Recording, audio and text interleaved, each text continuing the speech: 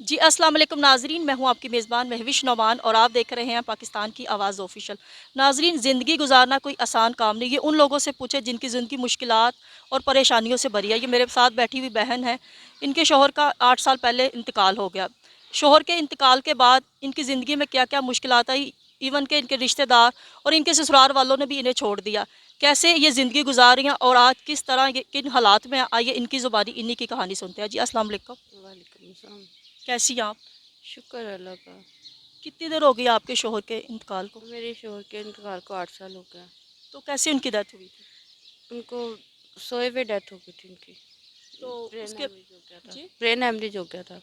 تو اس کے بعد زندگی کس طرح گزار رہی ہیں اس آپ؟ کے بعد زندگی پھر بھی آسان تھی تھوڑی سی، یعنی کہ اسٹیچنگ کرتی تھی، اپنا کارخانوں میں اس فائر میں کام کیا، بہت کام کر کے بچوں کو لے کے چل رہی ہوں سروائیو کر کے کہ ان کو پڑھا سکوں۔ لیکن یہ کووڈ کے بعد زندگی بہت مشکل ہو گئی ہے، کیونکہ رینٹ کا گھر ہے، بل ہے، بچوں کی پڑھائی ہے، بہت مشکل ہو گیا ہوا ہے۔ کتنے بچے ہیں آپ کے؟ میرے 3، تو بیٹیاں کتنی اور بیٹے؟ 2 بیٹیاں 1 بیٹا۔ تو بچے کس ایج کے ہیں؟ بچے میرے ماشاء اللہ سے بڑی، بیٹیاں بڑی ہیں میری، بیٹا بیٹا چھوٹا چھوٹا ہے۔ ہے؟ ہاں جی۔ تو مجھے یہ بتائیں کہ کبھی کسی رشتہ دار نے یا کسی سسرال میں سے کسی نے آپ سے پوچھا نہیں کہ کن حالات میں یا کسی چیز کی نہیں، ضرورت ہے؟ کوئی بھی نہیں پوچھتا، کوئی نہیں پوچھتا۔ پتہ بھی ہوگا، سب کہتے ہیں کہ جو جب ہوتا تھا پاس تب سب آتے تھے، اب نہیں ہے تو کوئی نہیں پوچھتا، نہ کوئی پاس آتا ہے۔ تو گھر آپ کا رینٹ پہ ہے؟ ہاں جی۔ تو کتنا رینٹ پے کرتی ہیں؟ میرا 15,000 روپے رینٹ ہے گھر کا۔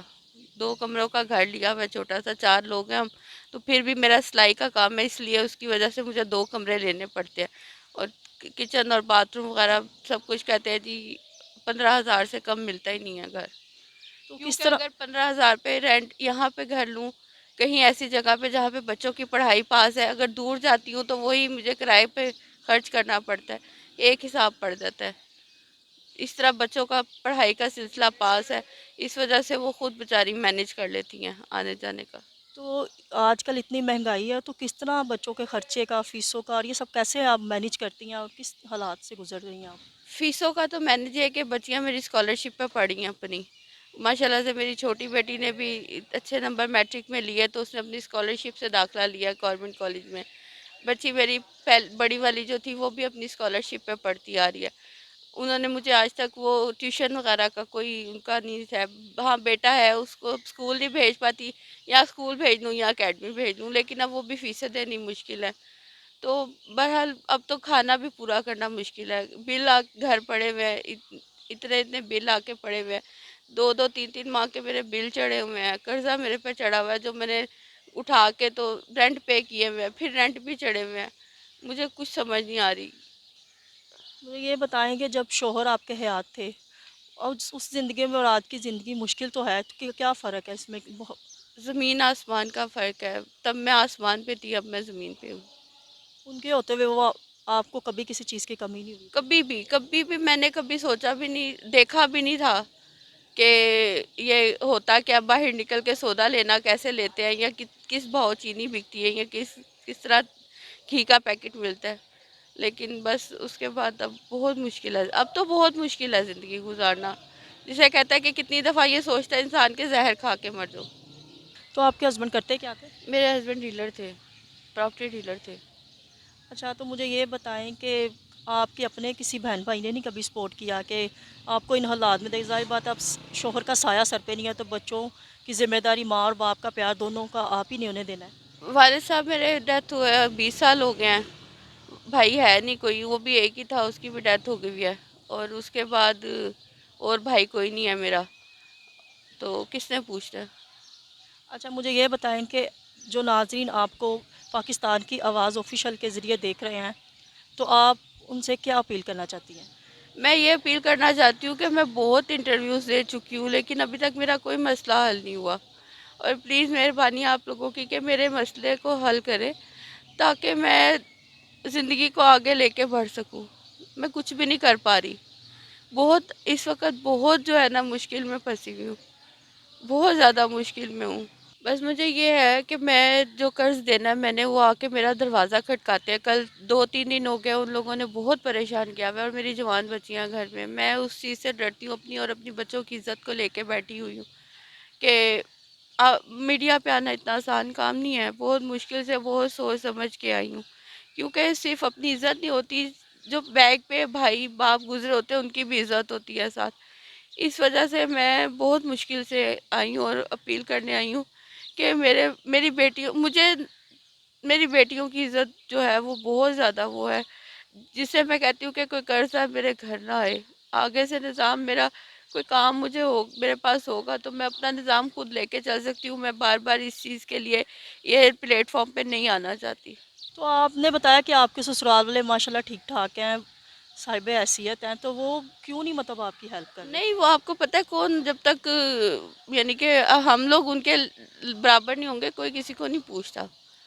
زمین والی چیز کو کوئی اٹھا کے نہیں کھاتا. نہیں، آخر آپ کے پاس ان کا خون ہے، ان کی مطلب نہیں، کہ وہ ان کو نسل کو آپ نہیں، لے کے چل رہی وہ نسل کو نہیں دیکھتے، یعنی کہ بہو باہر کی ہو یا کچھ ان کو نہیں دیکھتے. وہ چلیں آپ کو نہیں تو بچوں کو تو بیٹیوں نہیں کو دیکھیں. دیکھتے ہیں، نہیں بچوں کو بھی نہیں دیکھتے. بہرحال وہ اپنی زندگی میں انہوں نے شادیاں نہیں کی ہوئی، اس لیے ان کو احساس نہیں ہے. کسی نے شادیاں نہیں کی ہوئی، سب اپنی دولت کے اوپر پھر خود تو انہیں بیٹھے. زیادہ قدر ہونی چاہیے کہ بچے بھی ہیں، چلو نہیں، نسل آگے بڑھ رہی. دیکھیں قدر ان کو ہوتی ہے کہ جن کی اولاد ہو.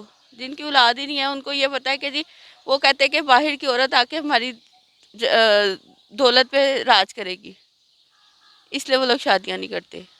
اور لڑکیاں ان کی تب شادیاں نہیں کرتی کہ جی جوائی ہمارے پہ جا کے راج کریں گے.